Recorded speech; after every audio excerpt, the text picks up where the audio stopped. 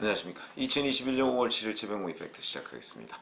공수처 얘기 좀 해보겠습니다. 1월 달에 출범을 했는데 이제 100일이 지났죠. 그런데 아직도 1호 수사조차 못하고 있고요. 우의상은 흔들리고 있고 급기야 검찰 수사를 받는 지경에까지 이르렀습니다. 흔들리는 공수처. 뭐 이런 얘기인데, 자, 공수처가 우선 그 흔들리는 장면, 그런 것들 한번 말씀을 드리겠습니다. 자, 공수처라고 한다면 문재인 정부가 그토록 입만 열면 얘기했던 검찰개혁의 상징처럼 돼 있는 그 부서죠. 그래서 이 고위공직자 범죄 수사처입니다. 그래서 이걸 만들면서 검경 수사권 조정을 해가지고 검찰은 이제 6대 범죄 수사만 해야 되는데, 이른바 대통령을 포함해서 고위공직자들은 전부 다 공수처에서 수사를 하도록 돼 있고요. 검찰과 경찰이 관련 범죄 정보를 입수하면 입수함과 동시에 공수처에 통보를 하고 공수처에서 가져와라 그러면 그쪽에 내어주도록 되어 있습니다. 그러다 보니까 이제 검찰과 경찰은 결국 공수처의 무슨 하부기관 비슷하게 되는 것 아니냐. 그러니까 공수처가 검경의 상위기관처럼 됐다. 왜냐하면 아무래도 큰 범죄, 그러니까 권력형 범죄나 뭐 대통령 또는 뭐 판사, 검사, 뭐 하여튼 우리나라 고위공직자의 범죄를 다 다룰 수 있는 공수처가 훨씬 더 막강한 기구가 될 것이다. 뭐 이런 건 충분히 예상할 수 있는 그런 상황이었고, 공수처가 잘만 했으면 아마 그런 전범을 새로 하나 만드는 우리나라 검찰사의 새로운 역사를 쓰는 부처가 됐을 것이다. 이거는 뭐 충분히 예상할 수 있는 그런 상황이고, 원래 제도적으로 그렇게 만들어놨던 거 아니겠습니까? 그런데 공수처가 스스로 이 우위상을 다 무너뜨렸습니다. 그리고 이제는 정말 헤매고 있다. 이런 상황을 했는데, 예를 들어서 그러다 보니까 공수처가 구성조차 제대로 안 됩니다. 왜 그러냐? 김진욱 공수처장을 비롯해서 이 구성원들이 자기가 먹을 밥그릇을 제대로 챙기지 못하고 있다. 그 원인이 어디에 있느냐? 그건 결국 공수처가 처신을 잘못했고, 특히 김진욱 공수처장이 처신을 잘못했기 때문이다 라고 말씀을 드릴 수가 있는데, 그러다 보니까 검사 20명으로 시작해야 됩니다. 근데 13명밖에 채우지 못했습니다. 근데 그 13명도 뭐 특수통, 그러니까 제대로 된 인지수사나 뭐 이런 걸 해본 검찰 특수통이라고 하는 사람들은 한 명도 없습니다.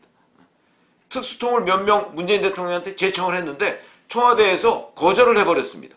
이거 거절이 과연 법적 근거가 있느냐? 제가 한번 말씀을 드린 적이 있는데, 공수처법에 보면 공수처장이 인사위원회의 추천을 받아서 대통령한테 제청하에 임명하도록 돼 있습니다. 그러면 대통령은, 공수처장은 제청권을 가지고 있는 거고요. 대통령이 과연 비토권이 있느냐 없느냐. 그것도 비토를 하면 전체를 다 비토하는 것이지, 그 중에 특정 누구누구만 뽑아서 이 사람 안 돼, 이 사람 안 돼, 이렇게 할 수 있느냐. 이거는 법적인 논란이 있습니다. 그러면 특수통만 자 뽑아서 이 사람들은 공수처 검사 안 돼 라고 청와대가 반대를 했을 때, 공수처에서 그걸 본격적으로 저는 문제 제기를 했어야 한다고 보는데, 네 알았습니다 라고 하고 그냥 했습니다. 그러다 보니까 20명 중에서 13명밖에 못 뽑았습니다. 그 13명도 제대로 수사 경력이 있는 사람, 그러니까 무슨 얘기냐면 고위공직자 수사 경력 또는 권력형 비리와 같은 큰 대형 수사의 경험이 있는 사람이 없다. 자, 그러니까 이 13명이 시작을 한들 과연 수사가 제대로 이루어지겠느냐 하는 의문부호가 찍히게 만든 그 장본인은 바로 김진욱 공수처장이다. 이렇게 얘기를 할 수가 있고요. 자, 이러다 보니까 수사관도 또 20명을 뽑았는데, 수사관 20명 중에서 뭐 임용을 막상 하려고 하니까 그 중에 2명이 포기를 해버렸습니다. 이 공수처 싹이 노랗다. 뭐 이렇게 판단을 한 거 아니겠습니까? 그래서 한 번 더 흔들리게 된다. 이번에는 이 대변인이 검찰이 소환 조사를 받았습니다. 무슨 얘기냐면, 문상호 공수처 대변인인데 이성윤 서울중앙지검장 황제조사 논란, 그거 뭐 다 기억하시죠? 그와 관련해서 보도자료를 작성해서 기자들한테 배포를 했는데 그 보도자료가 허위였다.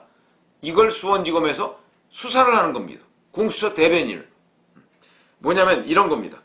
그러니까 공수처가 있는 정부 과천청사의 출입이 가능한 관용차 2대 중에 2호차는 체포 피의자 호송용으로 뒷좌석 문이 열리지 않아서 이용할 수가 없었다. 그렇기 때문에 어쩔 수 없이 공수처 1호차, 그거는 결국 처장차죠. 처장차를 내어줄 수밖에 없었다. 그러니까 황제조사가 아니다. 이런 식의 보도자료를 냈는데, 자, 이 2호차가 개조를 거치지 않은 차라는 그런 지적이 나오니까 시민단체 등에서 김진욱 공수처장을 이거 허위사실 아니냐라고 고발했습니다. 이 고발에 따라서 수원지검이 수사를 하는 겁니다. 그래서 문상호 대변인 5월 4일 날 불러서 조사를 했습니다. 이게 대변인 하나 불러서 조사한다 뭐 이런 게 문제가 아니고, 공수처가 자기들 1호 수사도 제대로 정하지 못하고 우왕좌왕하는 사이에 검찰이 선수를 치고 문상호 대변인을 불러다 조사를 함으로써 공수처 직원이 검찰이 조사를 받는 상황이 됐습니다. 망신이죠. 근데 이런 망신을 자초한 게 누구냐? 바로 공수처 스스로가 자초한 내용이다. 이렇게 본다면 그러면 도대체가 이걸 어떻게 우리가 봐야 될 것인가? 자기들 1호 수사도 제대로 못하고 있는 상황에서 대변인이 검찰 수사를 받는 상황, 이것도 역시 그런 황제조사 논란을 일으키지 않았다면, 김진욱 공수처장이 그렇다면 이렇게 불려나갈 일도 없고 거짓 보도자료를 작성할 이유도 없었던 것 아니냐, 이렇게 얘기를 할 수가 있고요. 이뿐만이 아닙니다.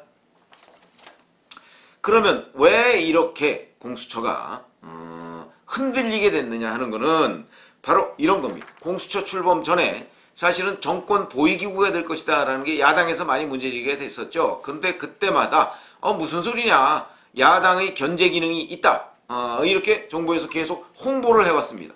그 견제 기능이라는 것이 결국 공수처장 후보 추천위원회, 그러니까 공수처장 추천에 야당이 비토권을 가질 수 있다고 했는데 이거마저 공수처법을 개정해서 없애버렸습니다. 그러니까 이제 야당의 비토권은 없습니다. 그 비토권이 없는 상황에서 지금 뽑힌 사람이 바로 김진욱 공수처장입니다. 그러다 보니까 이 정권 보위기구가 될 것이다 라고 하는 야당의 우려, 이거에 대해서 얼마나 많이 언론과 야당에서 주목을 했겠습니까? 그런데 공수처가 출범하고 나서 하나 둘씩 이루어지는 일들을 보니까 결국은 그 길로 가는 것 아니냐. 그게 이제 이성윤 지검장 황제조사 논란 비롯해서 정권 친화적인 행동, 이런 것들이 하나 둘씩 드러나니까 우려가 현실이 되는 것 아니냐 하는 이런 이제 근거가 나오고 있는 것이죠. 그러니까 공수처에서 아무리 뭐라고 해도 제대로 이것이 아니라는 입증을 할 수가 없는 겁니다. 거기다가 공소권 유보부 이첩, 이게 무슨 뜻이냐? 그러니까 이성윤 지검장에 대해서 공수처로 넘겨달라 이렇게 이성윤 지검장이, 중앙지검장이 요청을 했고 검찰이 실제 공수처로 넘겼지 않습니까? 근데 공수처는 그때 검사들을 뽑지도 않았을 때입니다. 그러다 보니까 황제조사하고 나서 우리는 도저히 이걸 수사할 수 없으니까 검찰에서 수사해 주세요 라고 수원지검에 이첩을 했는데, 그때 별도로 공문을 하나 보내가지고 자, 수원지검에서는 수사만 하고 우리한테 다시 넘겨주세요. 기소 여부는 우리가 결정할게요. 근데 그게 법적인 근거가 없습니다. 그러니까 검찰에서 무슨 그 말도 안 되는 논리를 펴고 있느냐, 그래서 그냥 기소를 해버리니까 자기네들이 내부 규칙을 만들었습니다. 규칙을 만들어서 이렇게 공소권을 다시 자기네들한테, 기소권을 자기네들한테 자기네가 다시 가질 수 있도록 그렇게 하는 내부 규칙을 만들었습니다. 그런데 법률상 그렇게 안 돼 있는데, 법률에는 그게 명확하게 규정이 안 돼 있습니다. 공수처법에. 근데 내부 규칙만 아니야, 기소는 우리가, 그런 부분 기소는 우리만 할 수 있어 라고 하는 것이 과연 합법적이냐, 이런 논란이 있다는 것이죠. 이걸 대검에서, 검찰에서 무시하고 있는데, 무시해도 방법이 없습니다. 그런데 혼자 자기네들끼리 그런 내부 규칙 만들어서 이게 옳아 라고 하는 것이 과연 합당하냐? 물론 그거에 대한 재판이 지금 이제 공판 준비 기일이 진행이 되고 있습니다. 그때 이제 그게 오늘 진행이 되고 있는데 아마 법원에서 어떤 식으로든 그 부분에 관해서 가지를 쳐줄 가능성이 있습니다. 자, 그래, 이렇게 공소권을, 그러니까 기소를 공수처가 할 수 있도록 검찰이 협조해줘야 된다, 이 손을 들어주는, 그러니까 이렇게 되면 공수처 손을 들어주는 것이고요. 아니다, 그건 뭐 공수처법에 보면 그런 게 없다, 그렇게 할 경우에는 검찰 손을 들어주는데 아마 그것이 법원에서 결국 판가름이 날 것이다. 어찌됐든 간에 이런 식의 공수처법에 근거가 없는 것을 내부 규칙으로 만들어서 스스로 논란을 불러오고 있다. 뭐 이런 것이고, 그 다음에 그동안 이제 내부 검사들 교육이나 뭐 이런 것들을 통해서 김진욱 공수처장이 계속해서 공정한 수사, 인권 친화적 수사 뭐 이런 얘기들을 계속 강조해 왔습니다.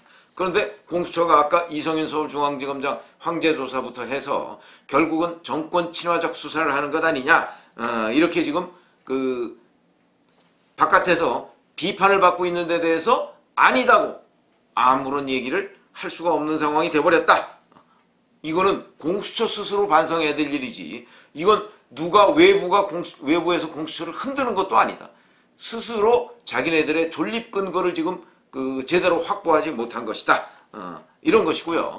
자, 그렇다면 정말 공수처가 원래의 설립 목적과 취지대로 제대로 일을 할 수 있는 상황은 뭐가 있네요. 그건 뭐 뻔한 것이죠. 결국 공수처가 기본으로 돌아가야 된다. 기본은 뭐냐? 외압에 흔들리지 않고 자기들이 소신껏 수사할 수 있는, 그리고 수사할 수 있는 역량을 갖춘 검사와 수사관들을 확보해서 정말 정권과, 그러니까 살아있는 권력이든 죽은 권력이든 여하튼 자기네들이 엄정하게 수사할 수 있다 하는 거하고 수사 결과로서 보여주면 되는 겁니다. 그러면 이제 더 이상 공수처에 대한 의문이 사라지는 겁니다. 그런데 그런 것들을 지금까지 못 보여주고 있습니다. 지금 이제 거의 4개월 가까이 되고 있는데 아직까지 1호 수사도 제대로 정하지 못하고 있고요. 뭘 어떻게 하고 있는 것인지 도대체 깜깜입니다. 거기다가 계속 흔들리고 뭐 수사관 임용 포기하고 대변인 검찰 수사 오히려 검찰에 불려다니고 뭐 이런 상황이 있는데 김진욱 공수처장은 검사조차 제대로 20명조차 채우지 못하고 거기에 역량이 있는 검사를 채용했다, 이런 소리도 못 듣고 있습니다. 그러면 기본으로 돌아갈 자세가 안 돼 있다, 이런 얘기죠. 그러면 여기서 우리는 김진욱 공수처장의 역량 문제를 또 한번 지적하지 않을 수가 없다. 결국 김진욱 공수처장은 자기 소신껏 수사를 할 수 있는 역량, 내지는 그걸 지휘할 수 있는 역량, 이걸 갖추지 못했다. 그러면 공수처가 기본으로 돌아갈 수 있는 길은 결국 김진욱 공수처장이 스스로를 돌아봐가면서 내가 과연 초대 공수처장으로서의 역할을 제대로 할 수 있는가 하는 것을 점검해보고, 그게 안 된다면 본인이 그만두고 다른 공수처장이 와야 제대로 된 공수처가 이루어지는 것 아니냐, 업무를 제대로 수행할 수 있는 건 아니냐, 이런 지적을 지금 받고 있습니다. 실제 법조계에서도요. 김진욱 공수처장 가지고는 공수처를 살릴 수가 없겠다. 지금 문재인 정부는 공수처 설립 자체를 마치 현 정부의 대단한 업적인 것처럼 지금 내세우고 있는데 그 업적 자체가 지금 기반이 허물어지고 있습니다.